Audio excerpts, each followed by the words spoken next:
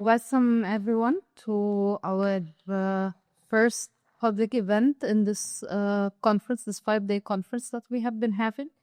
Today's event is titled Economy, Identity, Institutions, the Struggle for New Syria. I am Noura Salahaldeen. I will be sharing this session. And with me are Omar Dahi, who's a professor of economics at Hampshire College and the research associate at the Political Economy Research Institute at the University of Massachusetts Amherst. He's also the founding director of Security in Context, a research network on peace, conflict, and international affairs. And along with Omar, Rabie Nasser is a co-founder and director of the Syrian Center for Policy Research, SCPR, and the researcher at the University of Vienna. He has a master's in economics from Leicester. What do you say? Leicester University in the UK. And before joining SCPR, Rabie worked for the State Planning Commission as chief economist and director of macroeconomic directorate. Afterwards, he worked as an economic researcher at the Arab Planning Institute in Kuwait. So thank you for being here, and thank you all for joining us. I think in this event, since last December and in the past 6 months, we have seen a lot of dramatic shifts in Syria. Firstly, marked by the fall of the Assad regime, the takeover of the Hayat Tahrir al-Sham, the creation of a transitional authority, and the creation of the new Syrian constitution, the holding of a quote-unquote national dialogue. And it also marked, in the past 6 months, we also saw a lot of economic shifts, a lifting in the sanctions, and of course, massacres in Sahel as well. So these shifts, this transformation, this very dramatic transformation, opened up arrays of discussion around transitional justice, reconstruction, economic development policies, and the role of the transitional government institution, and so on and so forth. So for the sake of this discussion, maybe we can start by taking stock of the last 6 months and see how do you evaluate this transitional authority up until this point after 6 months, especially in terms of forming public institutions and reviving economic activities and the policies in this regard.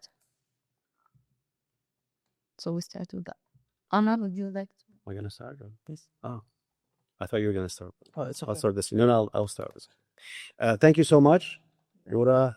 Thank you everyone for coming. It's really a pleasure to be here. I would like to thank the Center for International Development at the University of Vienna and all the team and all the colleagues here for organizing this and for hosting us this week as individuals and also as Security in Context. This is part of a collaboration with the center. And as part of that, we have several initiatives on Syria. And so it's really a rare opportunity for us to come together and think together about the dramatic changes that have happened, which for many Syrians, including people like me and Rabie, who were born and raised in Syria, are probably maybe the most important event of our lives. Of course, coming at the end of a very devastating conflict, which has transformed the country in many ways. So I'd like to thank Noura for asking us that question, because actually that question makes us a step back from the current moment and think about the trajectory of what's been happening in the country.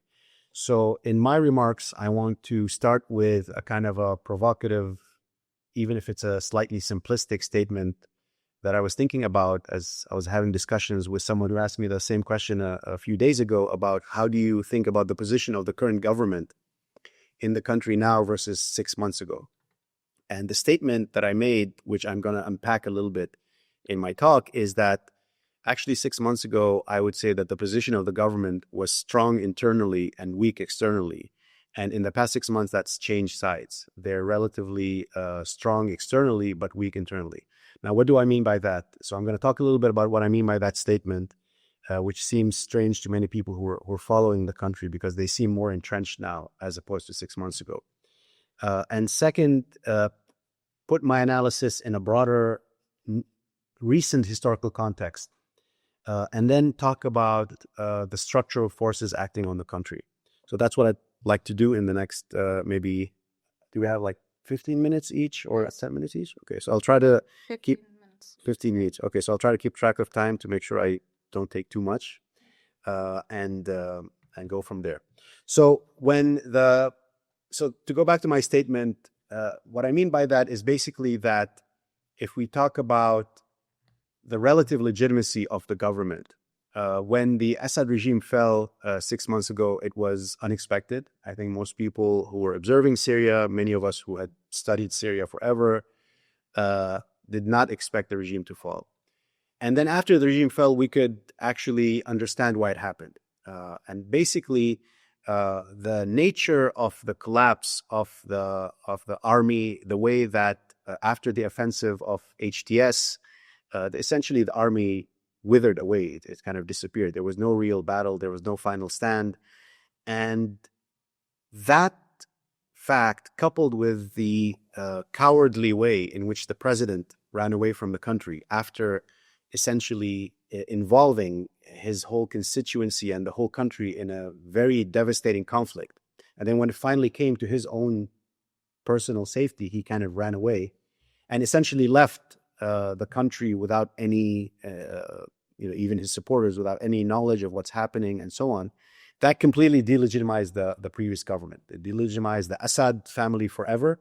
It delegitimized the Ba'ath Party rule. And so overnight, you had quite miraculously what was an intractable and seemingly unmovable object completely collapse, right?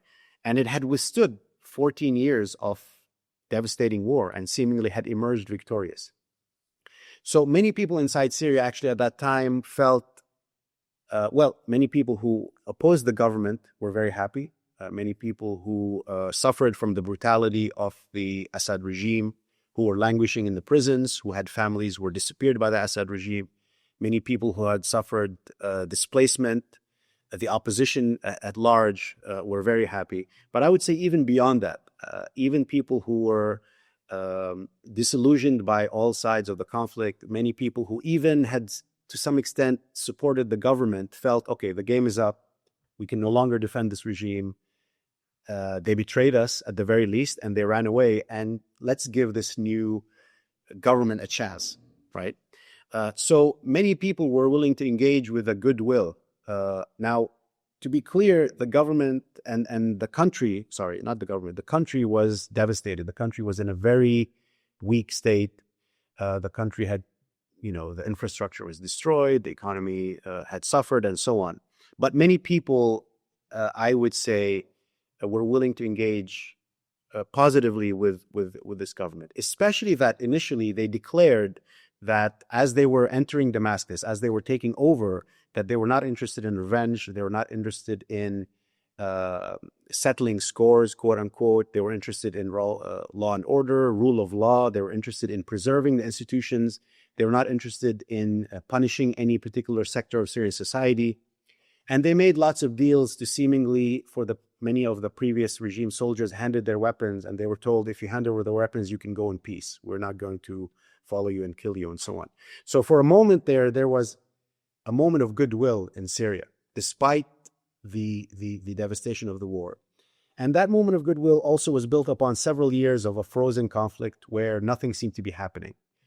There was economic decline. And as I mentioned, many people who had supported the government during the war felt that there was even when the war ended, nothing improved in their lives. Their lives got worse, the economy got worse, and so on.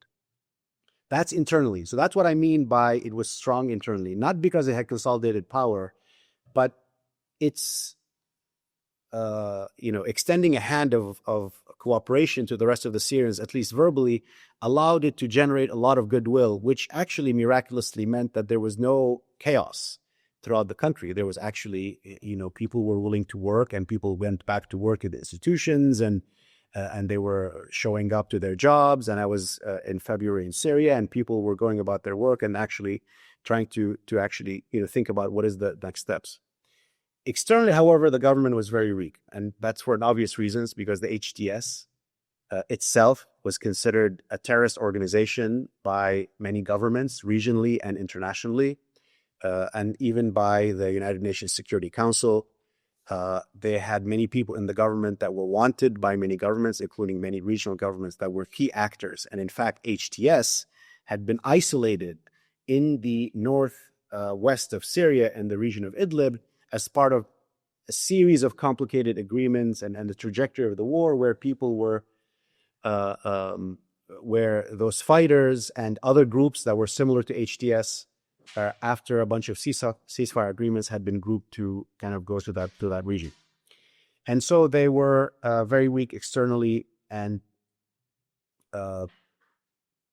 perhaps legitimately felt that they need to actually think about their positioning vis-a-vis the region and internationally. Now, what do I mean by saying that this has switched sides? What I mean by that is that over the past 6 months, the current government has paid much more attention for gaining external recognition and compromising and initiating negotiations with regional and international actors, while at the same time completely neglecting and refusing compromise with the main domestic social forces in the country, or very minimal compromises, basically.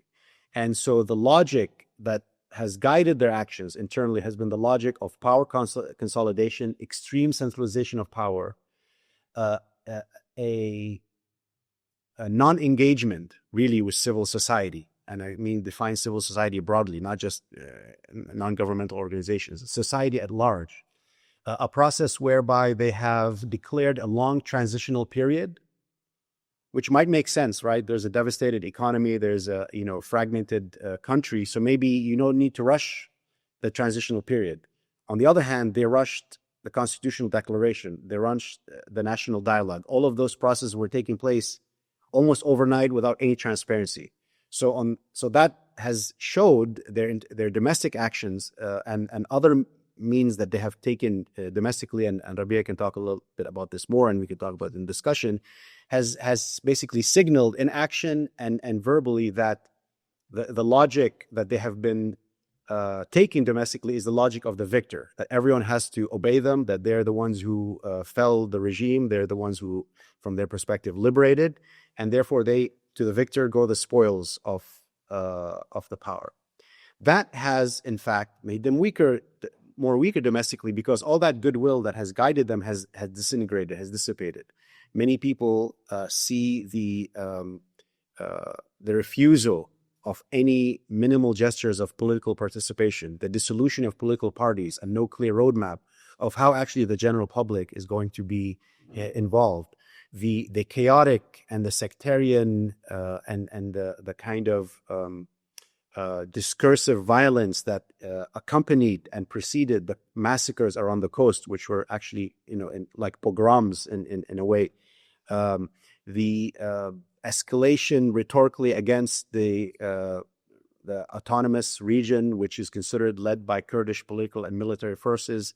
They have reached agreements with them, but again, the logic is not the logic of someone negotiating with what should be a domestic constituency, but a kind of an external force that you need to actually play hardball with it.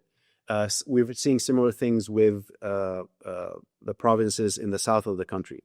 On the other hand, with the international and regional powers, it's been the complete opposite. There's been an almost more than willingness to compromise, but essentially a willingness to completely accept the dictates and the requirements of the external powers, no matter what they are, and no matter what the consequences will be of those kind of requests. And so we've seen over the past weeks and months things that are perhaps positive, of course, that we all wanted, such as the lifting of the sanctions. But I think they came at a compromise, and the compromise is further undermining actually the sovereignty of the country, rather than actually initiating a process where there's a kind of a national reconciliation and national kind of inclusion.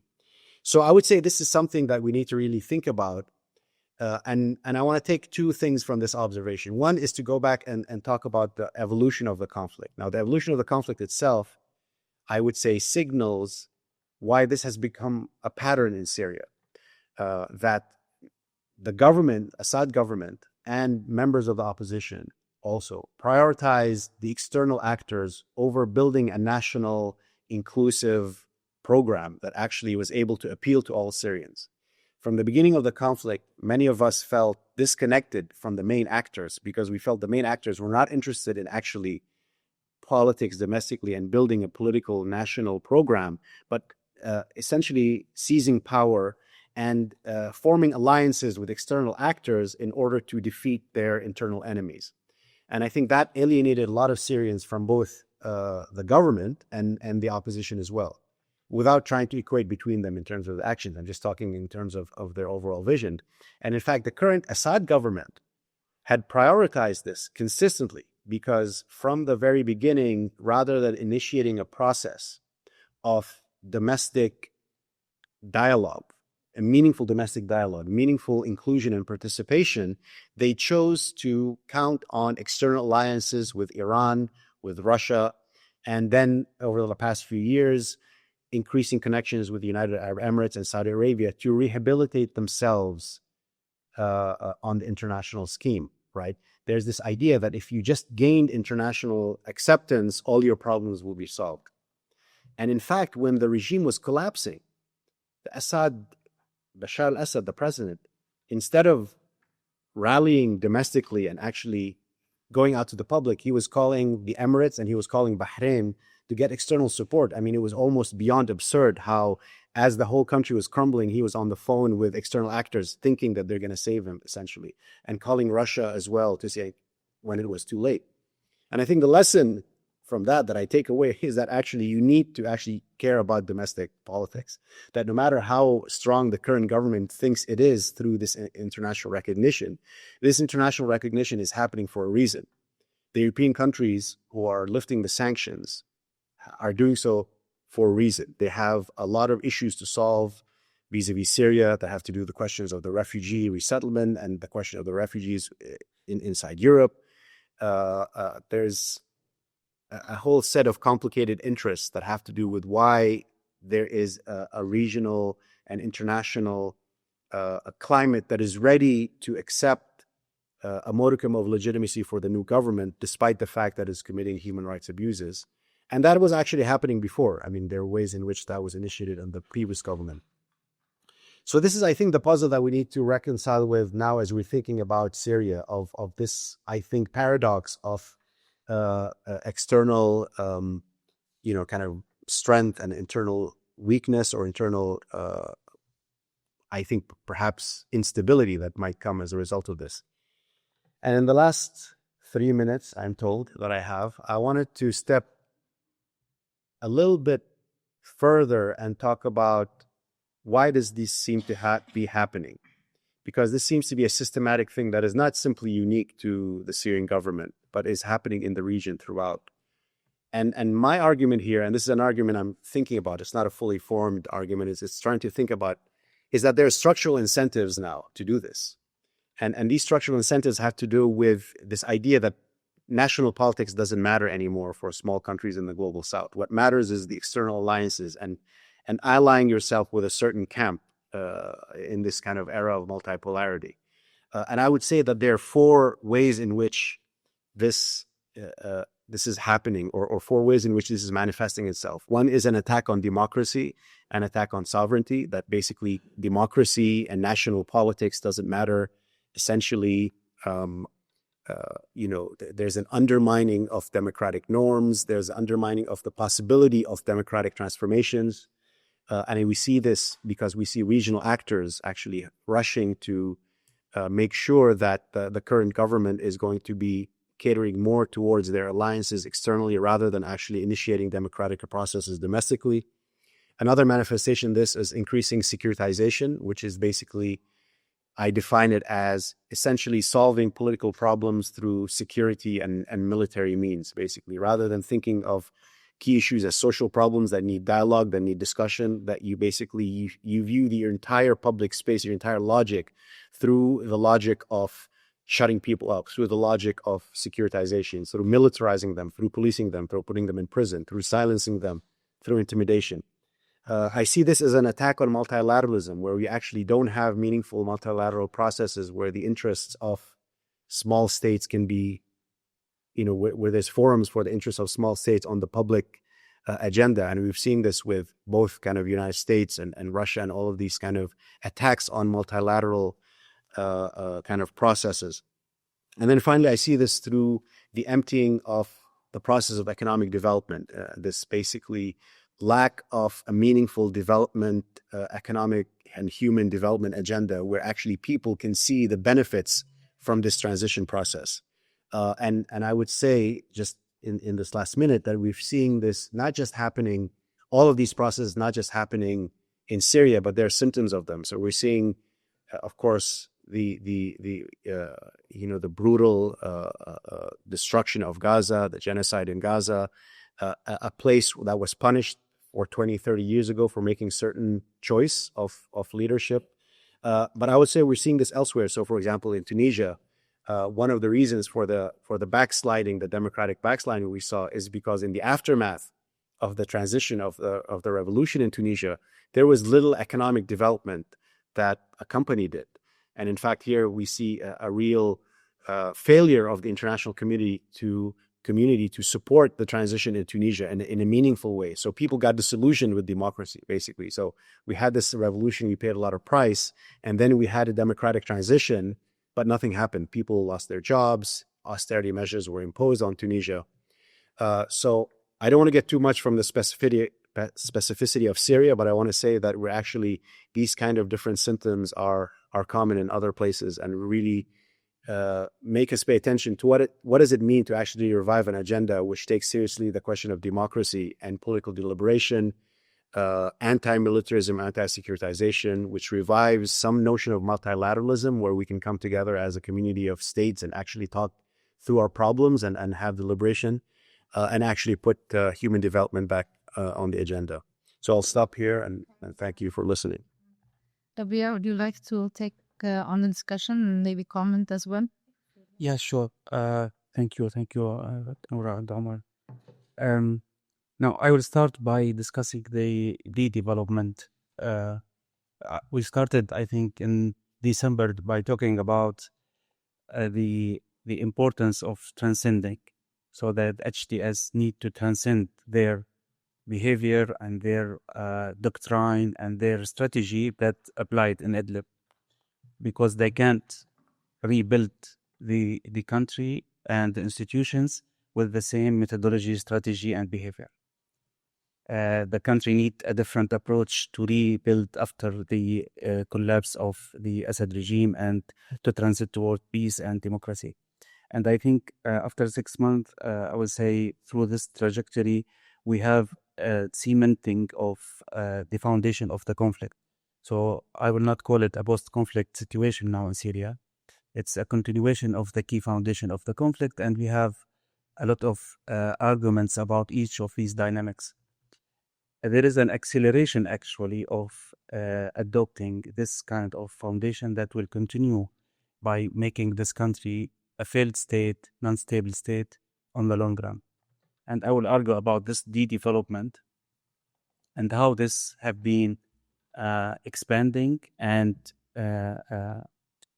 assured, like it has been criticized, but they, as an authority for us now, they re-insist on the key dynamics of this. And for this, I want to concentrate on the neoliberalism and the institutional reform. Now, if let me start by this. Like, let's have a neoliberal approach. Let's assume that we like the neoliberal approach, and let's see how they are doing now as an authority. And I will say it's even not a primitive neoliberal approach, because in the neoliberal approach for an economic reform, we assume this even without a conflict. So you have to build first the governance. You have to have a rule of law, a transparency, and accountability. At least this is the post-Washington consensus. This is the minimum. Investment in human capital is an important part. The social network is an important part of this. And when we look for what has been adopted in the policies, it's even not a primitive in this regard. So They started rent before looking for profit. They damaged all the SMEs in Syria. They are destroying the production and the productive sectors by opening the country without customs to any products, like without any standards. Okay, they started with this. We understand that this is a mistake. They continue with this. So this way of you are exposing a conflict-affected country to be not able to recapture its breath and to start the business, that it's a productive business, it's a sign that you are not looking for profit, that the capital profit that we know as part of the production within the country, it's actually heading to the rent of customs or having more transnational relations and legitimacy from outside. The second point, we need to invest in human capital. I'm following the neoliberal paradigm. So to invest in the human capital, you have half of the population without education, and many of them are not well educated, a very poor quality of education. You have a poor health, more than 3 million people disabled because of the conflict. And it's a long list of the loss of human capital in Syria, besides the missing and the killed persons. You have the tortured, you have the raped. And instead of building a vision that all the development should be focused on the recovery of those people are not in the plan. Now we are talking about how to bring the private sector to the health, how to increase the cost, how to make liberalization of the prices for the medicine. They increase the cost of medicine production, increase the cost of the land that have been rented by private hospitals. So all the country is coming through an auction for increasing the prices for the private and reducing the ability for public to perform. So I will link this to the rule of the state later. The third one is if you want to build a neoliberal approach as well, you need to look for the social network, because this is the deal that we are increasing the pie, and when the people who will fall from this, they will be supported by social network. And this has been left to the civil society. We saw this in Idlib, we saw this in different countries, but even this social network are not part of the important plan now, while the people are in a dire need in this regard. So I will say this is not even a neoliberal approach. This is a primitive accumulation. So how we can see this, and this is unfortunate as well to see, the way of dealing with the public properties is now to sell anything related to the public properties, or to make it an economic commodity like the water. So you want to absorb any kind of rent from the country. Even before we have a parliament, the country now without a parliament, we don't have a proper judicial system. And with all of these lack of rule of law and accountability, you are selling the ports. For whom? For, French companies held by Lebanese guy, or for a Chinese company that we didn't found it in the website. There is no name for this company. And we are talking about huge deal that it's affecting the future of the economy. The public sphere has been now in the auction. And many of them are selling even without consulting the minister. So we're not talking about the parliament, not the prime minister. Even the minister is not part of the decision to make a foreign investment in a public institutions.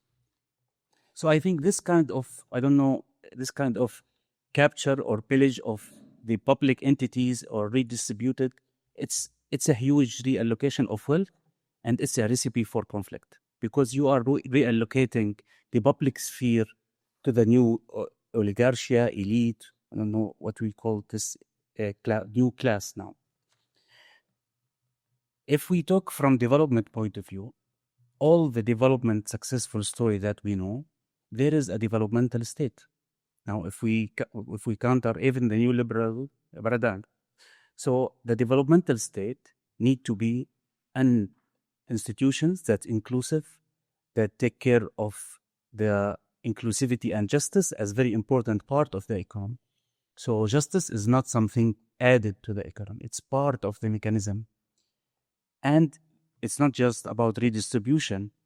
It's also very important part for how to deal with people. The people are not a commodity that go through your machine, because inequality in the economic machine that neoliberal approach adopted lead to conflicts actually. So we have the evidence of that. Don't increase the inequality, otherwise you are leading the country into a conflict.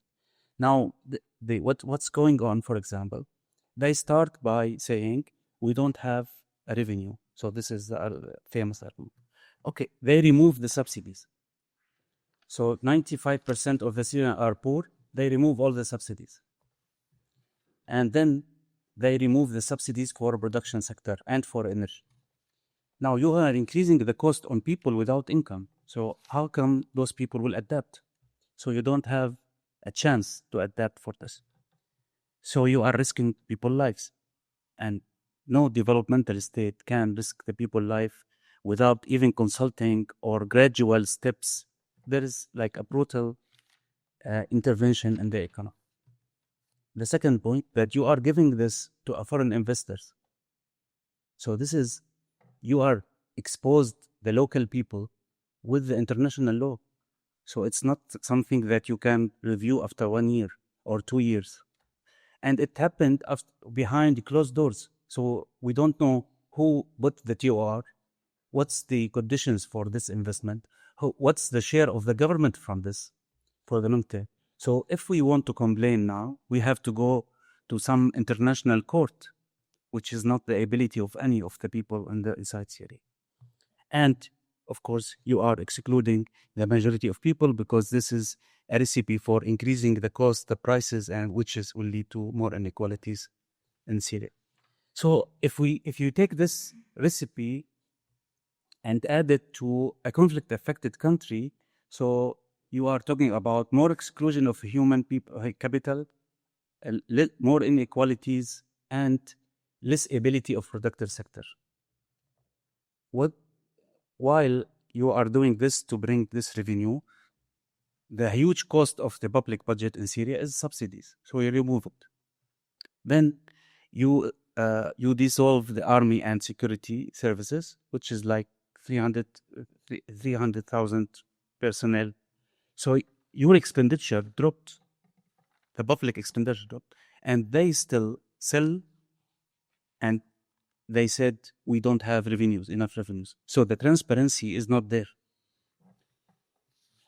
And after they sell, they said they have a committee last week for tax reform. So they think about the tax after they sell the properties. So you are killing the chicken to have more eggs. It's really interesting.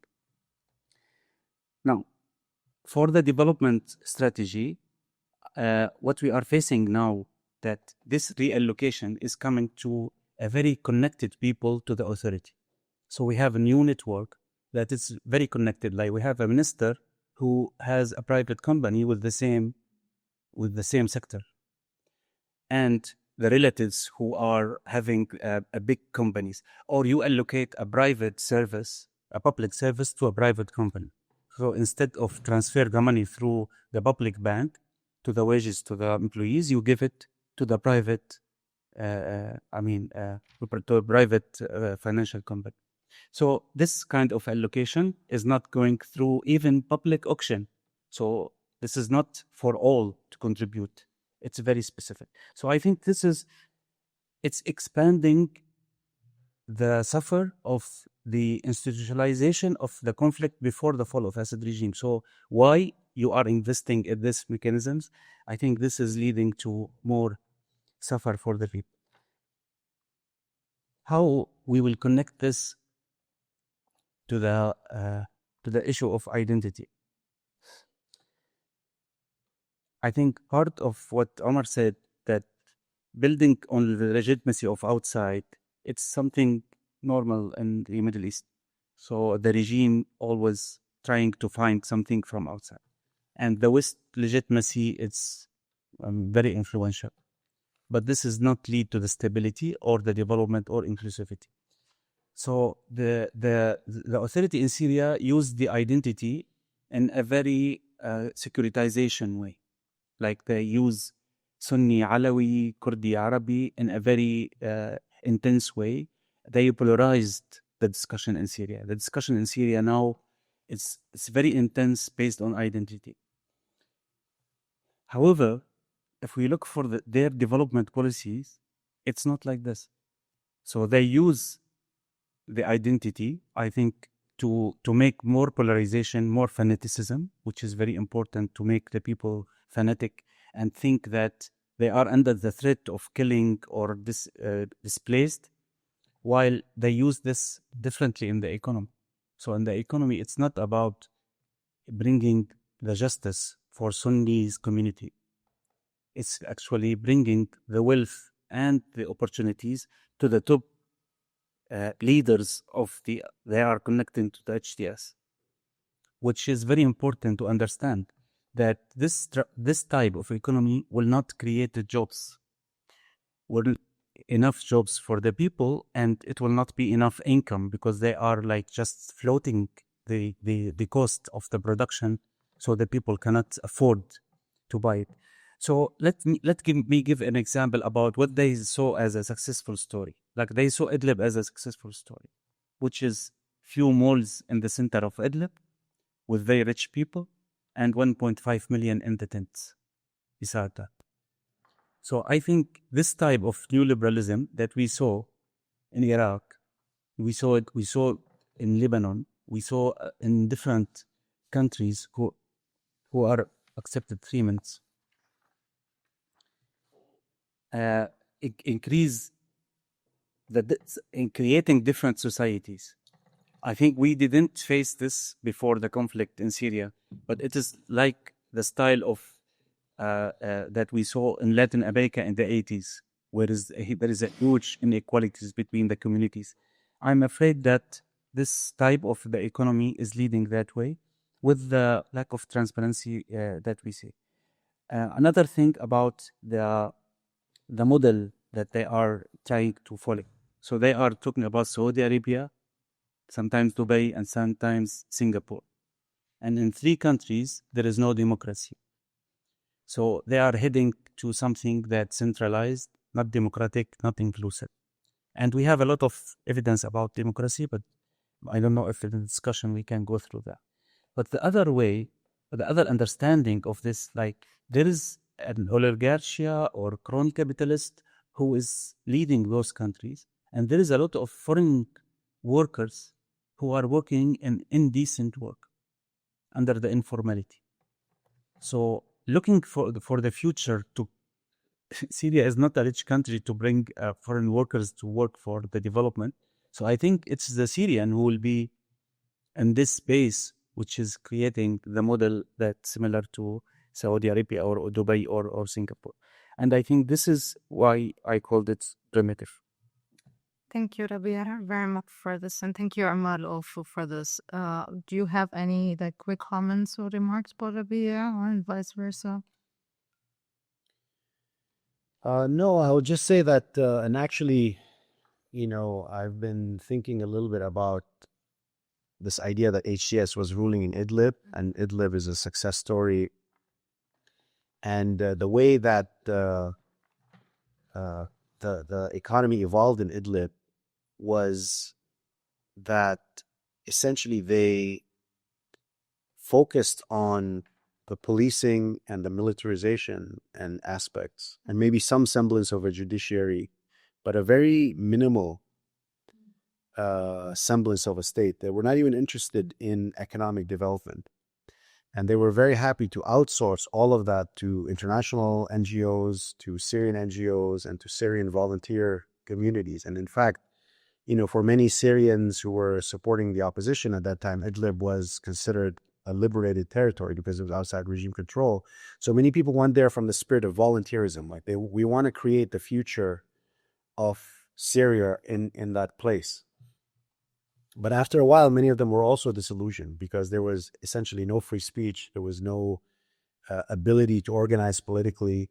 And they had to bear the burden of economic development, of social welfare, of healthcare. And you saw like the proliferation of, healthcare initiatives by Syrian NGOs and by international NGOs and so on, and this development of this humanitarian sector. But it was because these groups were very happy to, not invest in any of that. And I think there's a replication of that basically is happening now on a larger scale, right? Where essentially you only need to focus on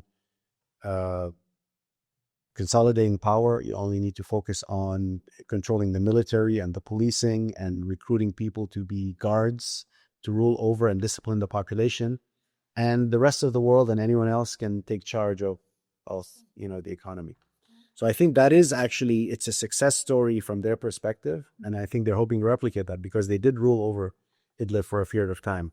But I think it's very scary for the future of the country. So I really second what Rabie is saying there. Well, thank you for this overview and for your very intriguing analysis. I have a lot of questions that I will bring back into in the discussion. But for now, I think one of the the success stories somehow is the sanctions and the lifting of the sanctions. So I'm wondering what does that mean for the Syrian economy in your perspectives? What does that entail in the future? We talked about why the sanctions were lifting, but how do we see that affecting Syria? Now, the sanction is very complicated. So not all the sanctions have been lifted. Yeah. And this is an old story since the 70s, and it's not a sanctions like a UN sanctions. It's a bilateral sanctions from key countries. So I think it's very important to think that this is an accumulated process that used by especially Western country, the US on the top, to punish any behavior of the countries or cities or governments who don't submitted to the American policies for different reasons. So this lift, it's really a substantial part of this because they give more space for especially for many investors, because it's not only prevent investors, it's increase the cost of anyone who wants to trade with Syria, increase the cost of financial transactions, the insurance. So always this increase the cost on any activities, economic activities, and this affect the people in Syria since 2011. To a certain degree, there is a level of these sanctions that have been denied by the EU officers and the Americans. They said this is a smart sanctions, so this is not affecting the people, it's affecting the regime. And of course, we have tons of evidence about the impact on the Syrian people. So lifting the sanctions is better for Syria. Now, this is an obvious. But the securitization of sanctions, like to put these sanctions as if this is the core problem for the Syria economy, this is used by Trump and by Bashar al-Assad.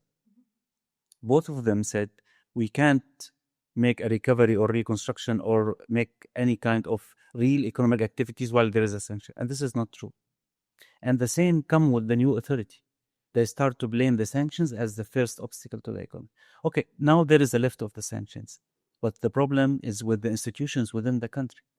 Do we have a trust as a private business or civil society or people who work in the public offices or outside in the institutions to bring the money or to bring the technical support? I think this is now the question about how to use or to make benefit from this lift of the sanctions. The other thing that what we saw through after the lifting of the sanctions, that there is a fast deal with the French, with European and American investors to come to Syria. So of course, this is the kind of rent that have been given. It's not a real investment in this regard. So I hope this is not used as just making more legitimacy, as Omar said. The last point about sanctions is you have a deal with Trump. So is this deal, as the American said, is about a normalization with Israel? And I think this is a big issue for the Syrian society. Although you can cover it politically and the media, because now the Gulf media and the Western media are not against this new authority, so they are covering key challenges inside the country. So I think normalizing with Israel is something that will create a loss of social support for any authority in Syria, including this one. And if this is the deal or this is the price, which is, we can see some signals from this that there is an new occupation of Israel to more land in Syria. There is an assaults every other day. So if this is the way of they deal with big issue without any consultation inside the country, I think they will lose more legitimacy inside. I want to say a couple of things about the sanctions, but that actually go in addition to what Rabie said. So to start with, so I was born in 1978, and there's been some form of sanctions against Syria by the United States since 1979. So almost my whole lifetime until just a month ago. You know, the previous regime used to say, actually, that, and they were mocked for saying this. They used to say that actually the real reason there's sanctions against Syria is because we are not in the Western axis and we are not making peace with Israel. And they used to be mocked for saying that, no, that's not true. It's because of your human rights abuses, or that's just an excuse, and so on. But in fact, the events have proven that they were right. Actually, if they were willing to move to the Western axis completely and abandon the few pillars of what had emerged as the Ba'ath Party kind of political program since its inception, they would have been actually able. And in fact, the Syria was moving towards that anyway. And and I say this quite seriously, that if Bashar al-Assad had actually been more savvy, he could have been very close to where the current president is now, someone who is rehabilitated, right? Because he was already brought back to the Arab League by Saudi Arabia and the Emirates. So they were moving towards normalizing relations with the Syrian government. So that's one point to be made, is that basically there was a very, this is geopolitics. Basically. I mean, we can't sugarcoat it. We have to say that basically if you were willing to submit to the Western dictates, you will be allowed to live. If you're not willing to submit to the Western dictates, we will punish you and suffocate you until your economy is destroyed and your people are displaced. And I think that's an undeniable part of what happened in Syria in the past 15 years, despite the fact that a lot of the Syrian opposition leadership was trying to deny it and say, no, it's an internal issue and we're fighting an oppressive government, which is true. But that dimension of it, the geopolitical dimension, cannot have been ignored. So that's one aspect of it. The second aspect of it is, until the day before the Bashar Assad regime fell, many people of the Syrian opposition were actually saying that the sanctions are not a big deal. That it's in fact not the sanctions that are destroying the Syrian economy, that it's the mismanagement of the government. And they were writing op-eds in the New York Times, do not lift the sanctions against Syria, even after the earthquake happened 2 years ago, and there was licenses that were granted for humanitarian exceptions, said, no, you're going too far, do not let that. So they were minimizing the impact of the sanctions. The day after the regime fell, they immediately started saying, no, it's the sanctions that are actually causing all the destruction, and how can you be so cruel to punish ordinary people, and so on and so forth. So there was a dramatic shift in the narrative almost immediately, which is not credible, right? Either one is true or the other. And that was accompanied by a media campaign by Gulf media, by regional media, that basically, as Rabie is kind of saying, elevated the sanctions as the core issue, in my opinion, in order to justify all the concessions that were made to lift the sanctions. So I don't really think that the true reason is because they wanted the sanctions to be lifted. The true reason was because they were wanting to make political alliances, and to do so in the name that the sanctions are going to be lifted. Do you see what I'm trying to say about that? So that no matter what the cost is in terms of loss of sovereignty, in terms of compromises with all sorts of regional and international actors, that it's worth it just to lift the sanctions. So there was, I would say, almost a media orchestrated campaign to do that. And now you see daily stories about all the Syrian economy is going to prosper because the sanctions are lifted. And you see these constant stories now in the kind of this news media and so on. And, I mean, the question of normalization with Israel, it's not just because it's a slogan that we don't want to normalize with Israel. If you look at the context of what's happening in particular in Gaza, it's also the fact that what Israel committed after the fall of the Assad regime is under international law an act of aggression. There is no other way to say it. It's an act of aggression. You attacked a country which did not attack you. You further occupy Syrian land. You now control more of Syria's water resources, 30 to 40%. There is an excellent Arab human rights center in the occupied Golan. It's called Al-Marsad Center for Human Rights that it monitors human rights violations in the occupied Golan. It's based in Majd al-Shams, which basically talks about how the Israeli further incursions took over waterways, dams, rivers, fully controlling a whole set of natural resources, in addition to the attack and the destruction of the Syrian army, which Israel did.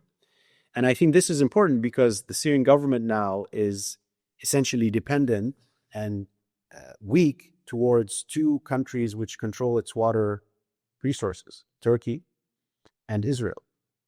Right. And so if you don't actually see that national sovereignty is a goal, if you don't actually see that national reconciliation and domestic politics is a goal, when you're willing to kind of auction off the country, as Rabie is saying, you're not actually going to be able to deliver. And there's discussions now that they want to remove subsidies on wheat production, which has been the staple of the country. I mean, the Levant is the place of origin for wheat, like in history, basically. They're going to kind of minimize that because it's water intensive, without actually making the link about the loss of sovereignty and the inability to actually make demands on your water rights that you're guaranteed by international law, and you're not even willing to assert that. Everyone understands the balance of power that Syria has vis-a-vis Israel, right? We know that Syria is not capable of resisting Israeli aggression in the Golan, but at the very least, you can assert your rights. You can say these are actually our internationally guaranteed water rights, and you can start from there and compromise, not start off by essentially almost accepting and going beyond accepting this aggression and saying that you're willing to normalize and join the Abraham Accords in return for something which we don't even know what it's going to be. So I think there's a whole story there to be unpacked about the sanctions and the lifting of the sanctions. Which is something that, Rabie and I have talked about for the last 15 years as something that needed to be lifted from the beginning, and I'm glad they were lifted. But I think there's more complicated to the politics of the sanctions than that. I mean, thank you both for this. I mean, I think like one question that rises is like, how do we understand this acceptance of Israel's incursions into Syria? How do we kind of grasp it? Like, Simon wants to. Michael?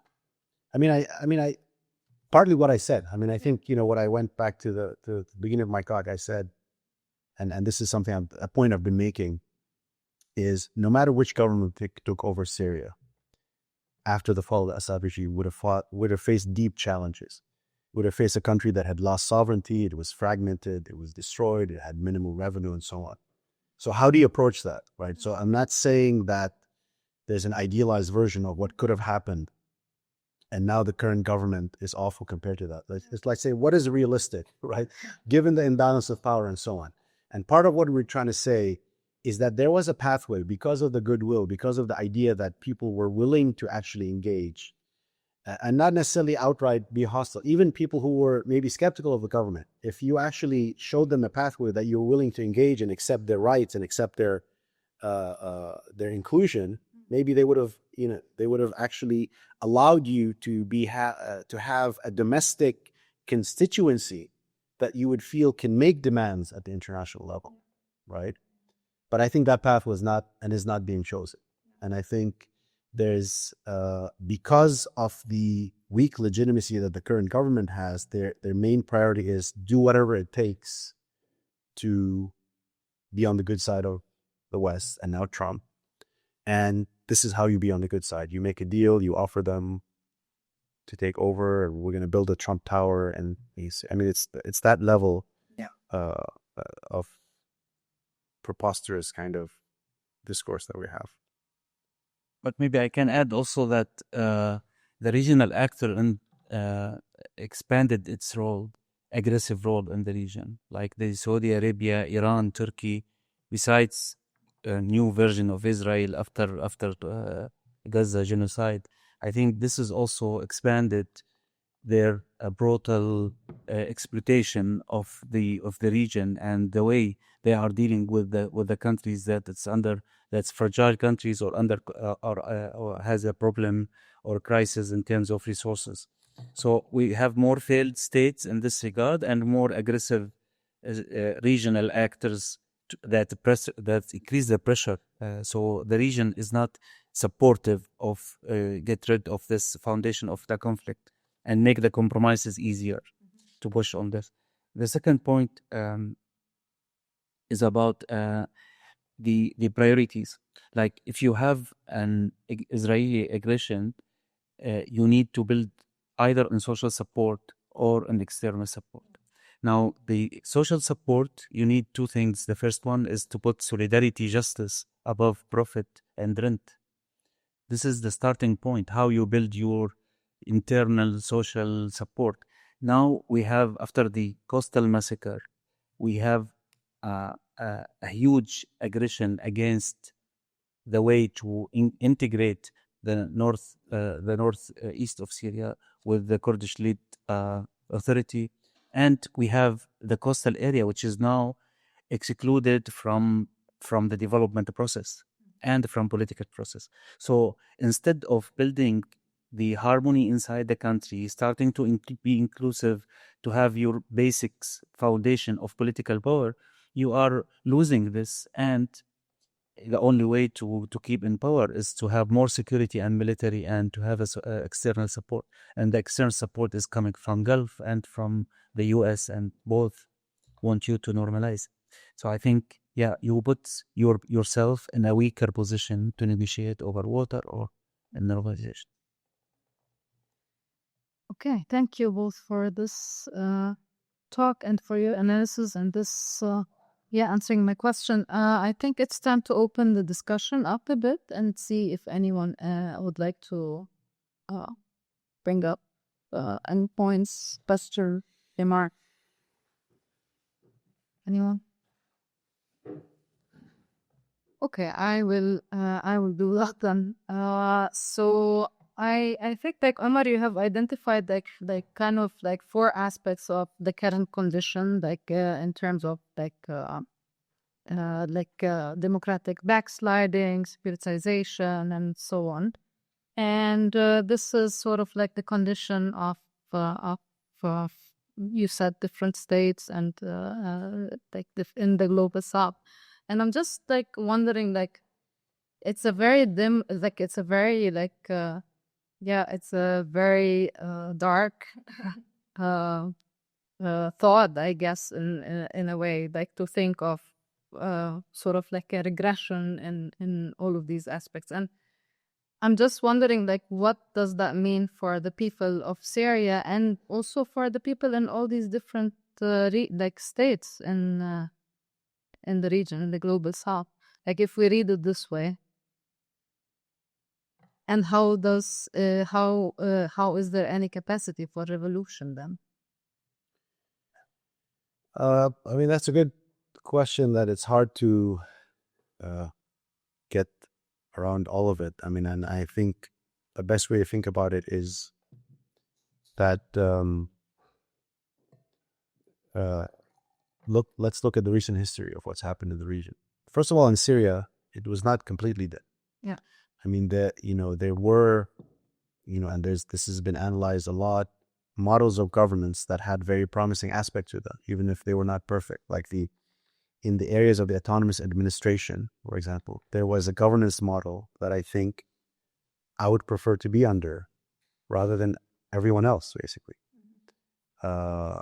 This is not to say it's perfect, but there was at least in terms of the verbal declarations of it, was promising more equality, more kind of alternative economies, gender rights, a kind of a feminist approach.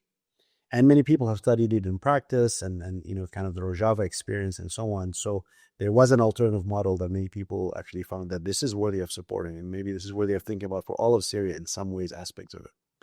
And this is absent from the discussion now inside the center because the current government, which also is allied with Turkey, sees those regions as hostile and kind of want to undermine those regions. So there's one aspect of it in Syria that I think we need to take more seriously in these discussions. The second thing is that we have in the region the uprisings, which started in 2010, 2011, which ended, which were a hopeful moment for many of us and many people around the world, which then we saw descend into counter-revolutionary movements, civil wars, external interventions, devastation and destruction.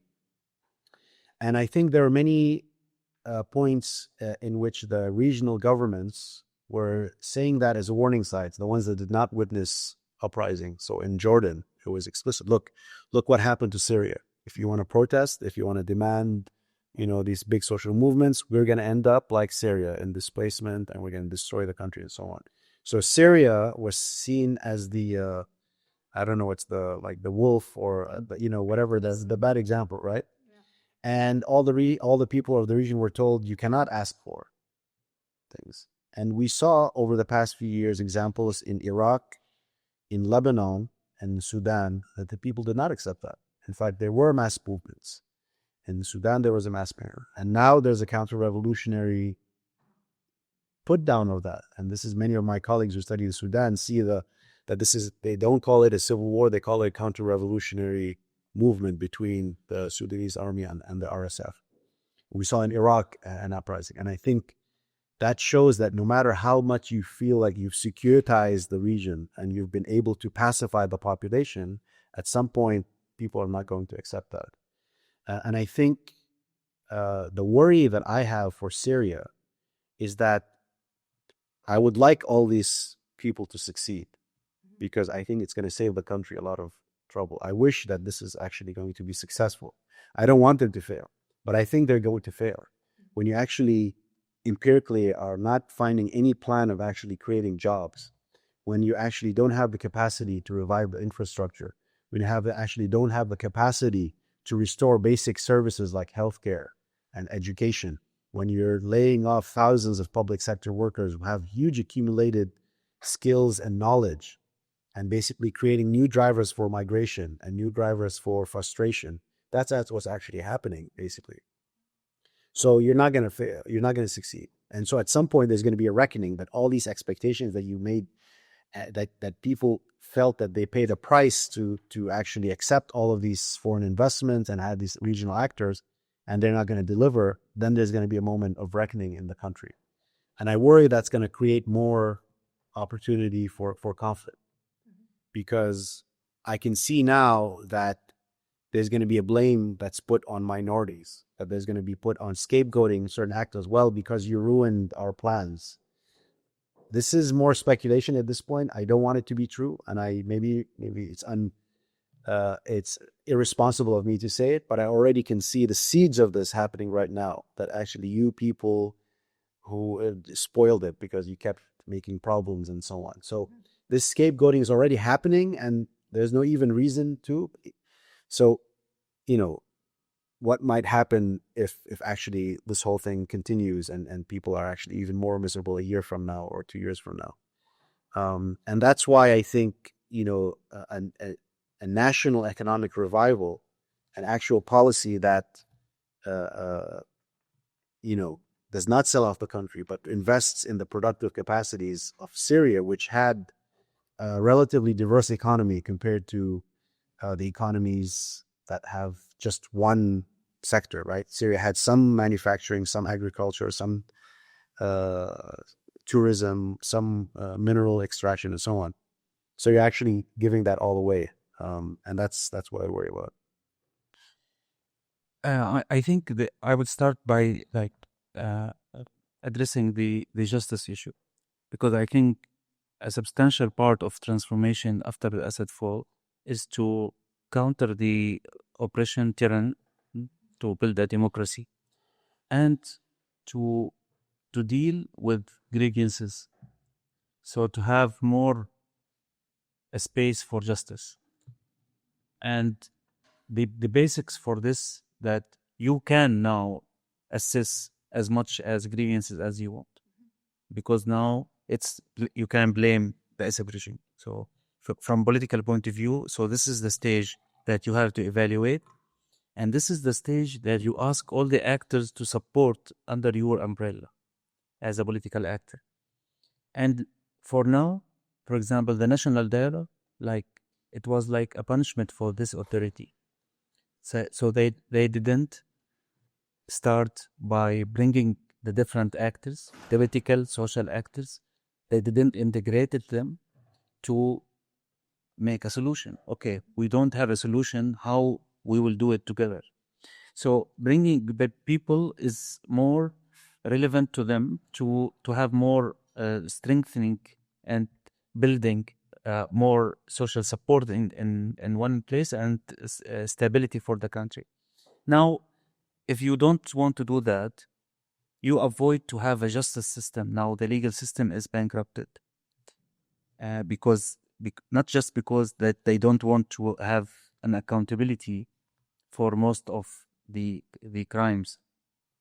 They are doing this outside of the legal sector. They do it in very untransparent way, which make it a revenge. And we should create another revenge in the future. But for this as well, for the justice journey that they can build, I will talk about alternatives.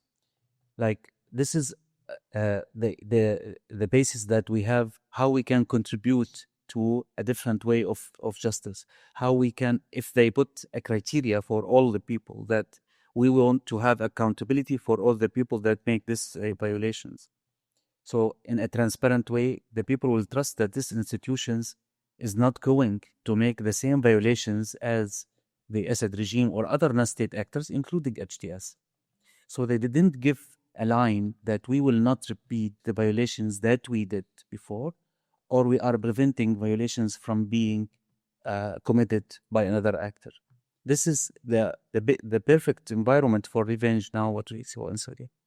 The second point is about economic policies. If I can come back to say, yes, there is an alternative. So it's not that you're asking Qatar to bring you some money for the wages and other countries, Saudi Arabia to pay some loan for Syria for the World Bank. I think this is very important to build your vision and your plan for development, and to say, this is how we plan to do things. This is our priorities.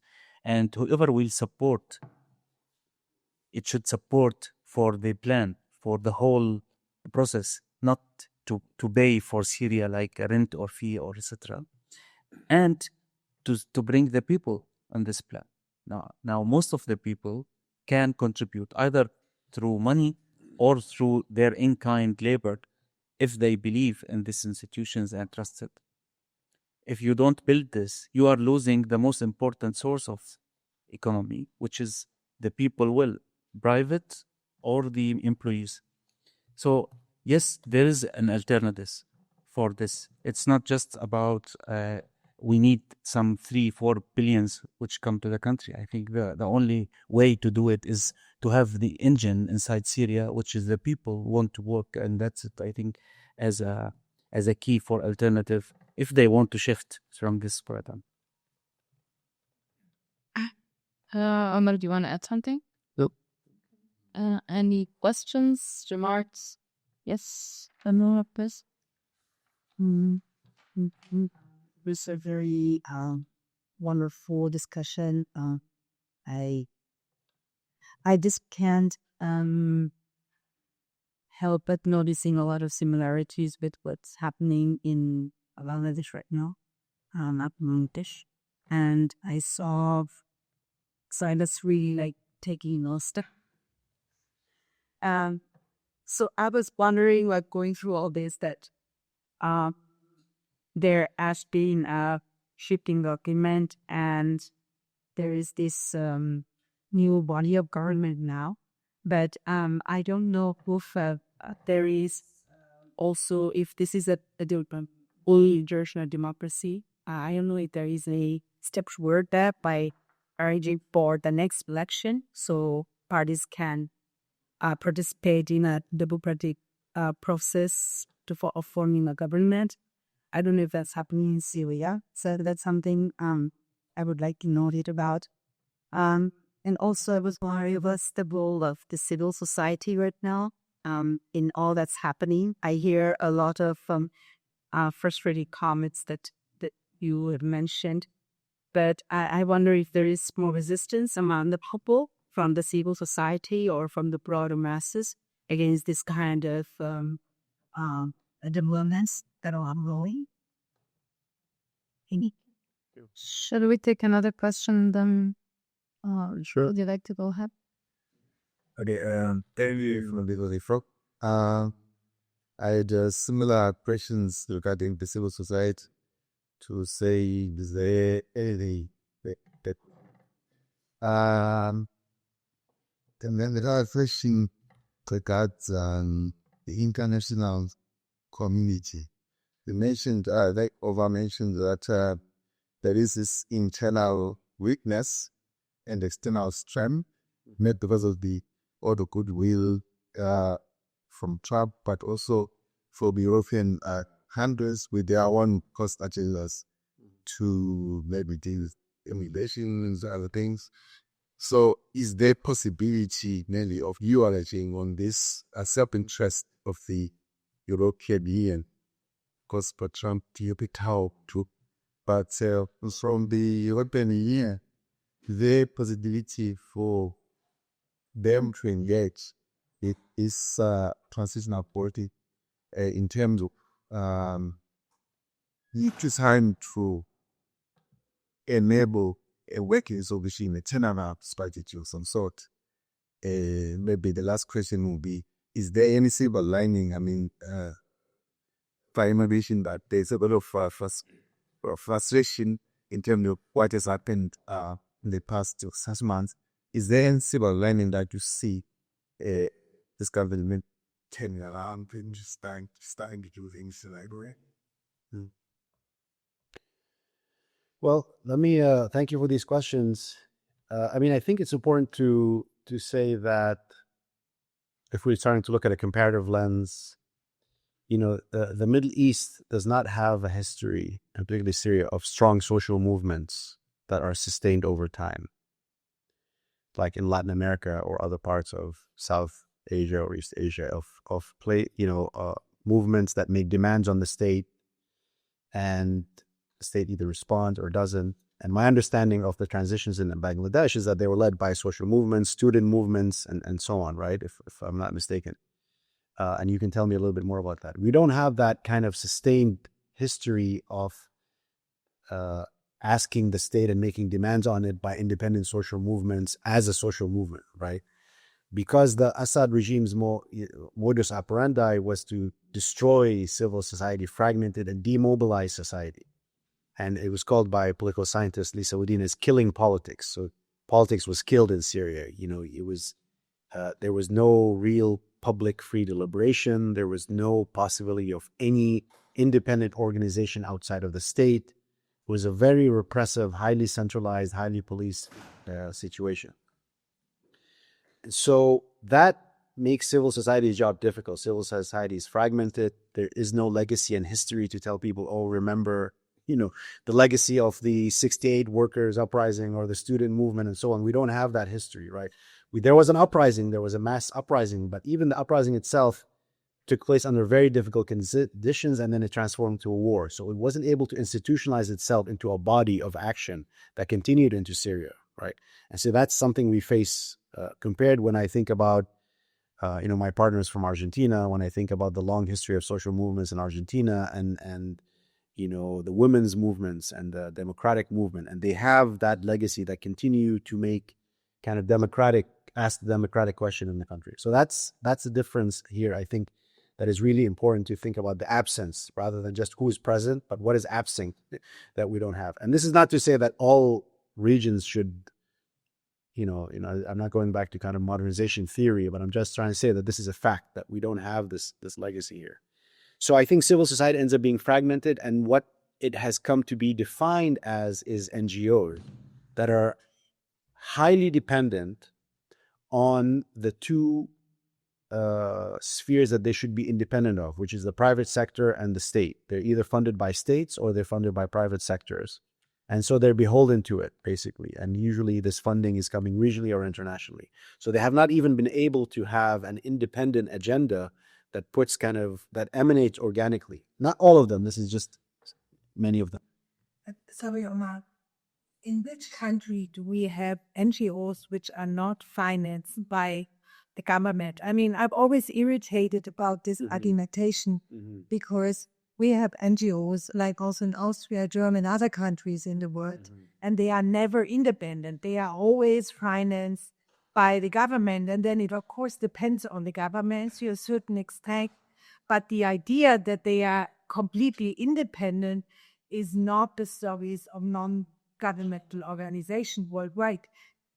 That's and just to be right. However, this is talk about what Rabie said about we need a development state who actually then supports it, but the third sector historically has never been an independent sector, financially completely independent from governments. And of course, we can discuss the external financing of international organizations. That's definitely issue. It's also an issue of Bangladesh, but independently. I mean, I think to put that as preconditional criticism, I always think it's really difficult to understand because how should they finance themselves? Where should the money actually come from? Yeah, Yeah, maybe I can engage in this. I think there is different type of the civil society. Now, if we talk just about NGOs, you are right. They need some injection, like something to support. Like sometimes on big donor level, as in the Middle East, sometimes families and neighborhood, and sometimes state. But there is another type of this social movement, that it's not based on NGOs, which is another different movement, and it's not depending on funding. This is depend on volunteerism. And we have the unions and cooperatives, which is another institutions that bring an income and bring from within its activities. That's completely clear, Rabie. I just wanted to make the point to say that they are never independent, that we have different other actors in the civil society area. That was not my point, and that they are also working differently and supported differently. Just my point is that there is more increasing dependency on fund in the NGOs. The style of NGOs in the last 30 years that became what they called it NGOization, that it's more actually associated with the donor rather than associated with the community. So the gap with the community, from the research that we do with the people, they feel that NGOs is very close and accountable toward the donors compared to their relation. Maybe this organic relation started to become more cold, or there is more gap between them and the community, which is make this more competitive environment between the NGOs. They are more reported to the donors on the expense of the communities. Maybe this is from the NGOs part. This is our critique for the NGOs, that it's not organically engaged with the communities. And the other part, like unions, are dismantled in our region. So we don't have any more strong unions that it's depend on the workers who is wanted to be part of the social movement. Yeah, that's a good point. But I think I would say that there's a big difference. I mean, we have, so we created something called a project called the Beirut School of Critical Security Studies. And one of our main tracks is what we call the geopolitics of knowledge production. And in this case, what I'm talking about is a Syrian NGO that is directly financed by a state that is participating in the Syrian conflict, and that is essentially financing the production of knowledge that instrumentalizes it to pursue that conflict through the knowledge production. That's the kind of lack of independence I'm talking about. And in fact, the fact that there exists other instances of NGOs that are financed by states and who do good work, that's perfectly legitimate. But even then, we have to also question, are there limits to what they're allowed to say? And I think, we've seen in Europe that there are limits to some of what they're allowed to say if they're financed by states, in light of what's happening in Palestine. So that's not to say that it's perfectly fine, but we are in a context that actually has them, institutionalized democratic norms, that has some sort of checks and balances, that has path dependence, where actually there are certain ways in which you can criticize the states, even as you're financed by them. And I go back to the question of, I go back to the example of Argentina. Even in places that have seen democratic transitions, there's NGOs that are created by states where the researchers criticize the state itself. In Argentina, now they're being laid off under Javier Milei. So I take your point, and I think it's a good point to sort of think about that it's not simply the matter of financing, but actually the context in which this financing takes place. Yeah, and also this is part of our suggestion about the importance of social and solidarity economy, that NGOs started to activities that could be participating directly in the production, that can give them a source of independency or more space for them. But also for him, I think now we have a huge political problem in this regard, that there is a conservation of power after the fall of Assad regime within the HTS. So there is like the military factions come in the victorious conference, and they selected Shara as a president, and then after that we have a constitutional declaration which is actually put him as the president and the prime minister and responsible for selecting the parliament and supervising the judicial system. So it's a complete consolidation of authority within the HTS from constitutional point of view, and they give themselves a long time to prepare for any election. And they prevent any political parties from being active now until they allow them in the future, which bring the country into an unpolitically friendly sphere, I would say. Although the space for talk now in Syria, not in all cities, but it's open, relatively speaking. But there is no political channel, which we called it again institutional suffocation. So there is no political channel unless there is a link with the HTS. Now, we have another dangerous aspect of this as well, which is the nice face of the authoritarian regimes when they bring some civil activists to the government, or to bring them to talk on behalf of the government when there is a negotiation with external actors. So we can see this as well, but they are not part of the core decision maker. So the core decision maker in justice, in security, in military, even in investment, it's the core from HTS. And now we can see new faces which talk about the new Syria, but this is unfortunately, I saw it in different MENA countries, like the talk about the civil society, talk about entrepreneurs who would rebuild the Syria, but the policies is somewhere else, not in this way. Resistance, maybe I will say there is a big securitized issue about resistance, because if you are now criticizing the new authority, so you can easily labeled you are secular, or you are minority, or you are supporting the Assad regime.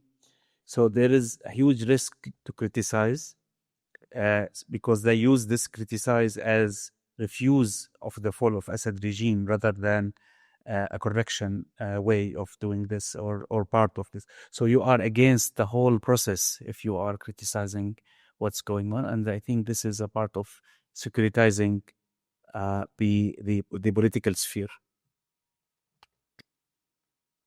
Thank you. Before we take more questions, did we address the second set of questions? Still about the EU incentive. Oh, but also yes, I wanted to add to that, which is, I mean, if I understand your question correctly, there are opportunities that do exist if you have it from within a national. I mean, we had a lot of discussions in the past few years among Syrian economists, for example. What should be the path of Syria? This was before anyone expected Assad government to fall. And what should be the path of Syria in this emerging multipolar world where you have, the rise of China and so on? And I think, this is a broader question of what are the options for small states in terms of development. Syria is a small state. It does not have the ability to be completely isolated and so on. And I think there are opportunities if there's a national framework that actually can take advantage of those opportunities, rather than the kind of development pathway that Rabie is mentioning. So I think even though there are high constraints, there are some opportunities.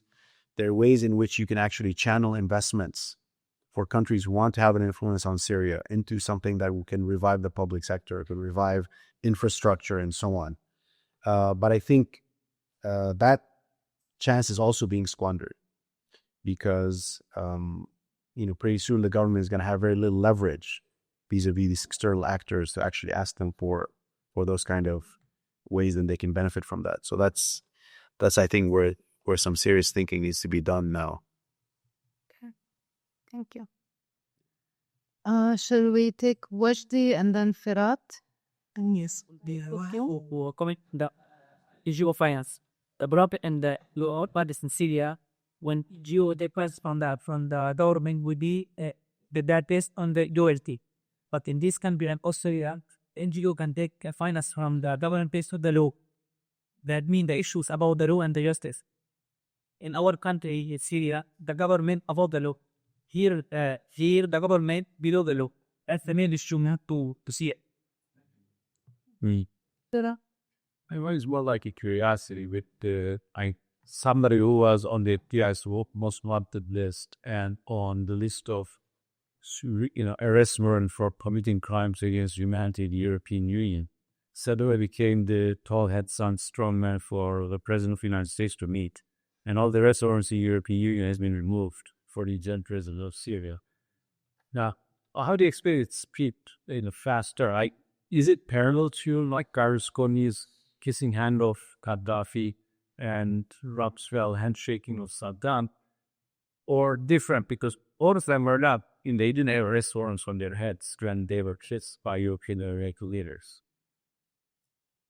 In the case and context of Syria, is it because there is some urgency because of geopolitics, Modi, Gulf, Turkey, as well as Israel, or there's something more to him than meets the eye that made Trump and European leaders hug him very wholeheartedly? What is it about? I think it's a bit different than before because of the environment now. It's like normalization with Taliban. There is, like when compared to the East Asia, so in the Cold War, the West support a successful story in development to compete with the communism. But after the war on terror, it's a destructive. You don't rebuild a country to be an alliance. You destroy it and make it an alliance which is just submitted. And we see this in Iraq, we see in Afghanistan, in Somalia, in Yemen, in Libya, in Sudan, you name it. So I think there is a different approach of how to deal with these countries. You need this country to be under control. And with Trump, it's more brutal in this way, like he just changed his mind about one person or another. But I think this is the policy from the war on terror. Like, we don't need to rebuild. I heard one consultant to the White House after the occupation of Libya or intervention in Libya. And he said, okay, we have Libya now, but we don't have experience of rebuild nations. So it's not colonial, it's super colonial approach of thinking about this country. So I think this is part of this. Like, we need this country to be pro-West, and we don't need necessarily an inclusive institutions, modern prosperity, etc. So I think this is part of this. So if I just want to give you an extra contradiction to what you said, when a country like the United Kingdom said that we trained this person, while you claim in the last 4 years that you take the taxes from your taxpayers to fight those terror at the same time, and you have no accountability for this. So you can see that this is part of the acceptance of normalization with suppression. But I still think that had Trump not been in power, this would not necessarily have gone this way. That if someone from the Democratic administration had been in power, they would have kept the sanctions. And I mean, I can't quite say what would have been the pathway, but I can't see it happening in the same way that it did. And I think that is part of, I don't want to say Trump exceptionalism, but there is an aspect of that. I mean, it was clear from the Trump administration that they wanted to withdraw from Syria. It was clear that they didn't see the U.S. as having interest in maintaining its bases. But there were also all sorts of problems with that, basically. There are also, these ISIS prisoners and camps and that needed to be figured out. There's all these issues. So this was presented as, okay, I've solved the problem of Syria. I've coordinated with the Gulf. I've coordinated with Turkey, who are my friends. And we're handing them a gift to actually consolidate our relationship with them. I don't think Trump quite cared. I mean, he said it clearly. I mean, he has no friends. He has no permanent allies. He has no permanent enemies, depending on who makes a deal with him if he's attacking Canada. So I can't see it have gone the same way. But the question, I just want to go back briefly to kind of agree with Petra what's saying about, the conditions of funding and so on. But just to give you an example from my research in Turkey. So I received a grant in 2012 and 2013 to do research on refugees in Syria and Turkey and the kind of what are the main socioeconomic issues that are facing them. And in Lebanon, there's a relatively, let's say, weak state, quote unquote, weak state. There is a balance of power domestically. And so there was a lot of research within Lebanon about the problems facing the Syrian refugees by Syrian organizations who were talking about some of these issues. When I went to Gaziantep, which is, a city in Turkey, for those who don't know it, that was the basis for a lot of Syrian organizations working on Syrian issues, and also for a lot of humanitarian aid that was coming into Syria and so on. It was a big node in Turkey to do cross-border support. It's basically in the south of Turkey, southeast Turkey, and just north of the Syrian border. And basically, we're wrapping up. Okay. So just there was no mention. I asked all these Syrian organizations, what is the status of Syrian refugees in Turkey? And they're like, no, we don't talk about that here, basically, because they know that this is something that is not allowed, basically. Your job is to just focus on what's happening in Syria. So this is even without bad intentions. It's not that, it's just because of the funding. It's because of the geopolitics of the situation, where we then produce a lot of knowledge by Syrians on what's happening in Lebanon, but very little knowledge of what's happening in Turkey. And we had to rely, in fact, on the Norwegian Refugee Council and other of these councils that were, doing work that could actually point out some of the problems facing Syrian refugees in Turkey. And this is what I mean by the geopolitics. So it's not a one-to-one. I agree with you, but I think there's kind of a broader landscape there that's creating this kind of knowledge, which we have to struggle with. And I've been told to wrap up. Yes, I think we are 5 minutes late to wrap up, but we started 5 minutes later. So, but okay. So thank you both for this wonderful panel. Thanks everybody for being here. On Thursday, there is another public event at 6, as well. And I have